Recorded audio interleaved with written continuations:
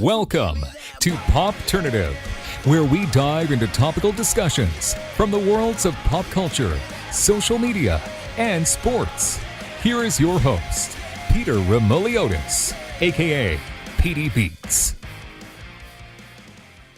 Hello and welcome to the Popternative podcast and talk show where we have digital discussions, the worlds of TV, film, pop culture, social media, music, news, everything really depending on the guest. We talk about it all. As always, I'm your host, Peter Remoliotis. On social media, you know me as PD Beats. We're speaking to two members of a band called Nevetel. We're going to have them introduce themselves. They're going to tell us what they do in the band, and we're going to get into it. Oh, yeah. All right, I'll start off. My name is Jeremy. My bad. Already fucked up. I knew it. My name is Jeremy Michael. I sing in the band. Yeah. My name's Raul. I rap, play guitar. Jeremy, Michael, Raul, welcome to Popternative. Thank you, dude. Thank you so much for having us. Well, I mean, we'll start. I mean, Raul, you could take this. I mean, when people listen to Nevetel, I mean, there's a lot going on in Nevetel. There's a lot going on with your sound. You know what I mean? You can kind of categorize it in a lot of different genres. Do you think that was kind of like the plan early on, not to kind of pigeonhole to like one kind of sound or genre? Man, I think at the beginning of this band, I think the best thing we did was just kind of not think about it too much. You know what I mean? I think we just went with our gut instinct, you know? I think a lot of bands do that mistake where they kind of just try to like go for a sound, you know what I'm saying? Yeah. And I think us just going with our gut feeling like, you know, the rap stuff wasn't even supposed to be in the band at first. You know what I mean? We just started writing and, you know, I hopped on a track when I couldn't even rap back then. I was just trying to figure stuff out and the dudes kind of messed with it. They're like, yo, you should keep trying that. And then that just became a thing, but it was all natural. There was no like, we didn't like overthink something and be like, oh, we should go into this hip hop pop genre. No, we just kind of just go wherever, you know, the music takes us. Absolutely. And Jeremy Michael, have you ever thought about the fact, because your band is actually doing, I'm going to pull it up right now. I mean, you know, Nevetel has 62,000 people on a monthly basis listening to you guys on Spotify, which is like, that's insane crazy to think about. That is insane to think about, yeah. Do you think that the fact that, you know, you have a bit of like the rap aspects of it, there's a bit of like the electronic aspect sometimes, do you have like, that you can be in a lot of playlists because of that kind of diversity. Have you thought about that, Jeremy Michael? Yeah, I think I just think the way that we write, especially with the music we've dropped recently, has sort of like put us in a bunch of different spaces, with Another Lie being sort of like a pop rock hit, and No Reverse being like this very dark rap rock take. And I don't know, I think like Raul says, just going where the music takes us, I think kind of puts us in a bunch of different categories and is able to sort of like keep people from getting tired of what we're doing. At least I hope, you know. I think that it sort of like maybe captures people and lets them know that we're doing something different. And when you hear a song or you see a song from Nevertell, you don't really know what to expect. And I'm hoping that that's what's entertaining people enough to keep coming back and listening to the stuff that we put out. But I think why limit yourself, right? Like I think you're a band that's kind of like the poster boy of that kind of thing. But like, there's no need to kind of limit yourself, right? Yeah, there's no need, especially today with Spotify music being literally so quick. Like, you know, a song has such a short shelf life these days. Like, I feel like back in the day when you started a band and you had a specific style and genre and you had like CDs you had to buy and you continually gave that like validation of the purchase, it made sense. Absolutely. You know, like you know what you're getting into before you buy the record.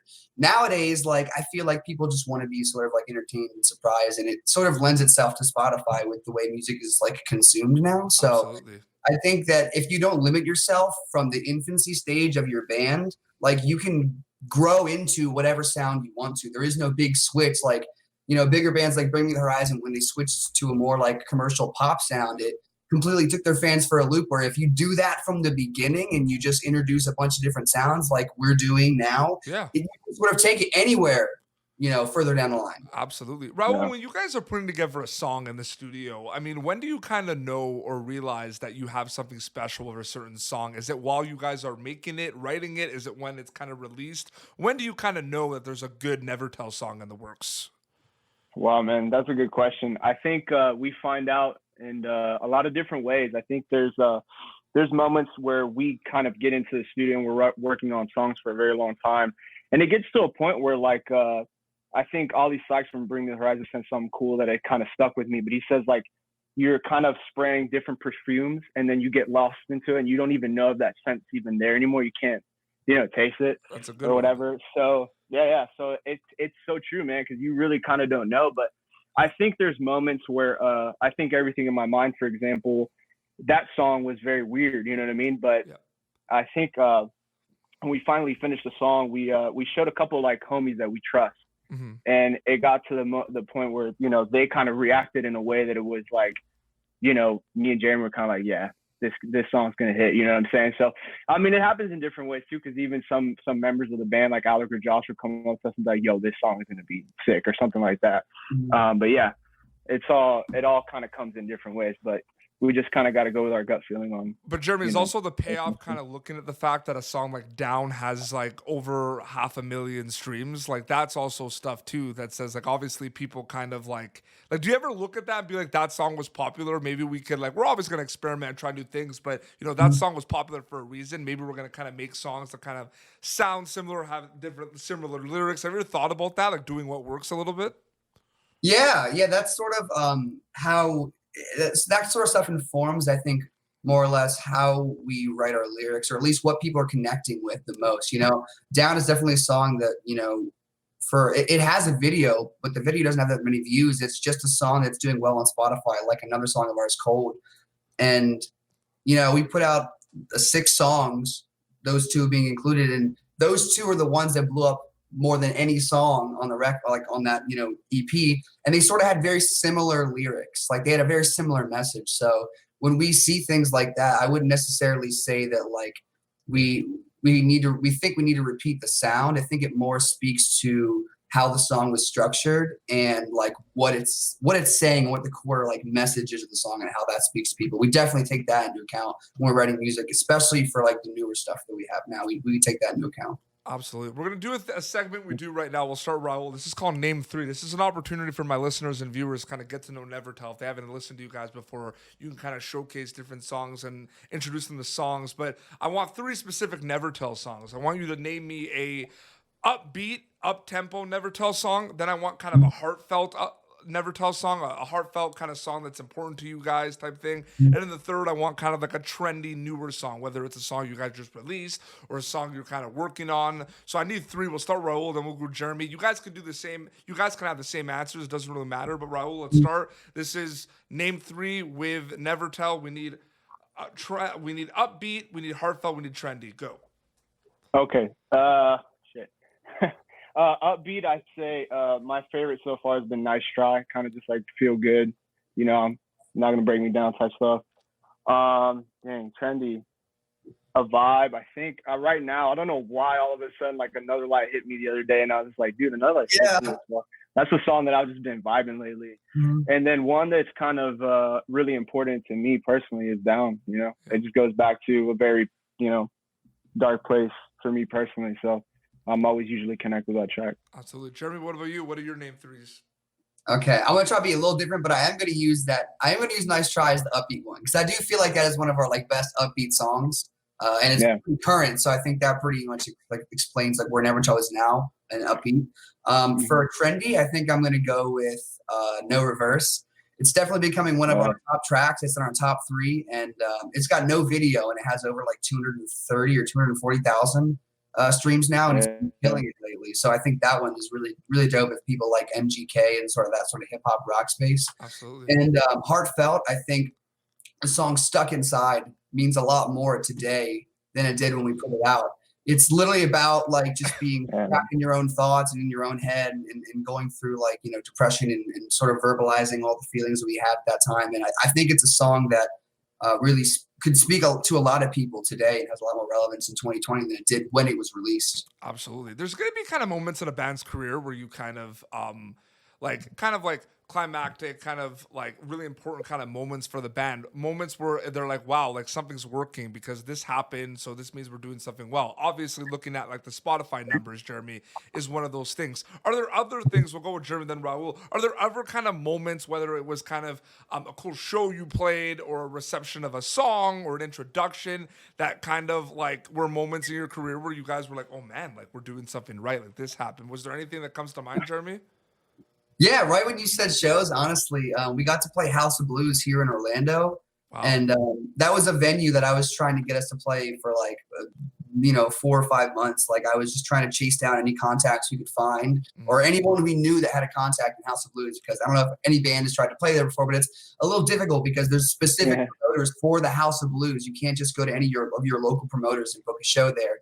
So I had to like track down this promoter, like go to House of Blues, get his email, send an email. But it was finally when like a big eye-opening moment being like, wow, we can do this as a band, like for real, is when I reached out to him. We literally got confirmed for a show like within 2 days. And then the show was like a month or two out. Like I think it was 2 months out. So we played the show. I think we had just under 1,000 people when we finally got off stage. And it was like the most eye-opening experience ever. Because, I had seen bands playing there growing up for years and bands that I really looked up to, and getting to be on that stage and kind of having one of those full circle moments where you're like, man, I'm exactly where I need to be right now.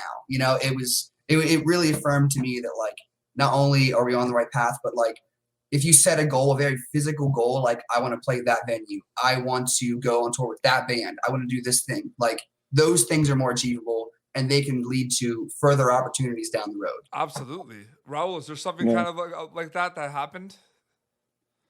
Yeah, man. I think one moment also besides the House of Blues show that kind of stood out to me personally was when we worked with James Paul Wisner. That was a moment for me where I think when a big producer reached out to us after working on, Living Fiction. Didn't he do like Paramore, like the early Paramore stuff? Yeah. Dashboard Confessional, man. He did Paramore like the early Paramore days. Yeah.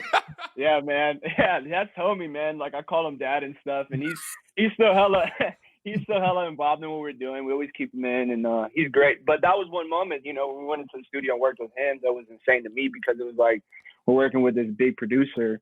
And to me, it was just mind blowing. It was just a great experience. We learned a lot, and that was a moment for me where I was like, "Yo, yeah, we're doing something right." Yeah, because it's true, like that people don't realize, like producers are sometimes very like picky of like who they work with, like artist wise. Like it's not just like here's some money, let's make a record. It's kind of like hold your horses. Like I need to see what's going on. You know what I mean? It's so funny. We were literally in the studio with him when another band that we knew in the scene, like that was like that we had played shows with, hit him up, like in the DMs to produce with him. He listened to their song and he was like, yeah, I'm not going to respond. We're just like, what it happens. Wow, okay. Like, it happens. And I feel like, because on this show too, right? Like we don't just interview like musicians, we interview a lot of like actors on TV shows and stuff. And like, it's just crazy to see, like, also to think about like, if a director wants to work with a certain person, like all that, like it's just kind of like, it just seems so complex these days in terms of like actually like putting something together. A lot more harder than I feel like it has to be honest with you. Yeah. Yeah, it's crazy, man. It really is. It really is nuts. There's obviously not a lot of touring going on right now because of the pandemic, unfortunately. But is it safe to say that kind of touring is something that bands like Nevetel do in terms of like for like the learning experiences and everything? Like, I mean, touring is not for everyone. I used to work with some bands. I used to go on some tour runs. I didn't like it. You know what I mean? I don't know if you guys had an opportunity to do like a big tour yet, but you've done some shows or some road shows and everything. I mean, do you kind of like learn to kind of get used to like the life on the road type thing, or is it still kind of like difficult or challenging, Raul? It's still challenging. I think we're definitely looking forward. Nevertel hasn't officially done a full like tour together. No, but you've done like some. Have you done some? You've done some like road shows, right? Yeah, we've done some shows around here, and it's been great. I mean, it's still it is tough on the road, but at the same time, what's great is just always interacting with our fans. You know what I'm saying? I think that's what makes it worth everything. You know what I'm saying? At the end of the day, absolutely. But yeah, it's safe to say that I think after everything kind of gets back together, we can hopefully be back out there saying what's up to our fans, kind of connecting with them more and stuff like that. And Jeremy, isn't it kind of cool that you guys have like literally because of platforms like Spotify and Instagram? I mean, there's Nevertel fans like all over the world. Like that's kind of cool to think about. Yeah, when we just did the Spotify Wrapped and we sort of like got to see what our 2020 was like, it just blew my mind. It was just numbers that I never expected to reach. Like you always wanted to reach, and like there's obviously a lot more growth for us as a band, but like it was something where like when you're looking at the numbers every day, it doesn't really like feel as real as when you see the year wrapped. And I don't know, just seeing how many countries that we were in, I think it was like 90, seeing that like Russia was one of the I guess Russia is one of the countries that started streaming us the most now, like at all our newer countries, and just seeing all the data behind like how Spotify app is so cool, but seeing all the data behind that and just really trying to picture like, wow, like 250,000 people this year, you know, like 2 million streams this year. Like I can't even quantify that now, you know, like a lot of streams. yeah. And it doesn't feel like that, like when you're living day to day, but that's why I love Spotify Wrapped is when you look at something like that, you're like, oh, okay, that's another moment. Like just recently where I was like, we are doing the right thing. Yeah. Because we have our Spotify Wrapped from the past 4 years and we can see every single year. And that's another thing that's affirming to us. Like, our growth is like really, it's taking leaps every time. So that's also affirming to us that we are doing the right thing and it's connecting with people. Absolutely. Well, Jeremy, Raul, thank you so much for coming on Popternative, guys. Yeah. Dude, thank you so much. This was so much fun. Absolutely. Yeah, man. Thank you so much. It was great. Plug away. People can kind of listen to Nevetel wherever they kind of listen to music. You know, Spotify, Apple Music, it's everywhere. And where can people follow the band on social media to keep up to date with everything? On social media, on Twitter, we are at Nevetel US. You can just search us there. YouTube, just search Nevetel. We do like sometimes studio vlogs of us behind the scenes working on songs. So if you want to see how some songs, you know, were made or how we did some stuff, you know, for records, go check it out there. And for, you know, Facebook, Nevetel, it's pretty much the same everywhere. And on Instagram, we are at Nevetel Official. That should be everything. Oh, and TikTok. We have TikTok as well. Amazing. Yeah. Well, guys, thank you so much. I'm actually personally a big fan of the band. I'm a big fan of what you guys do. So just keep doing it, man. Keep breaking down the barriers, man. Like just like you're breaking down the walls in terms of like a new sound. Like it really is a unique, cool sound, guys. So seriously, just keep doing it, man. It's awesome. Dude, thank you so much, man. Here. Absolutely. Well, this has been Popternative, youtube.com/Popternative for previous episodes. Until next time, this is Jeremy and Raul from Nevetel and PD Beats signing off. Thank you for tuning in to Popternative. Make sure to check out our past episodes of Popternative on YouTube. Be sure to like Popternative on Facebook and follow us on Twitter. This has been an Autograph Communications production.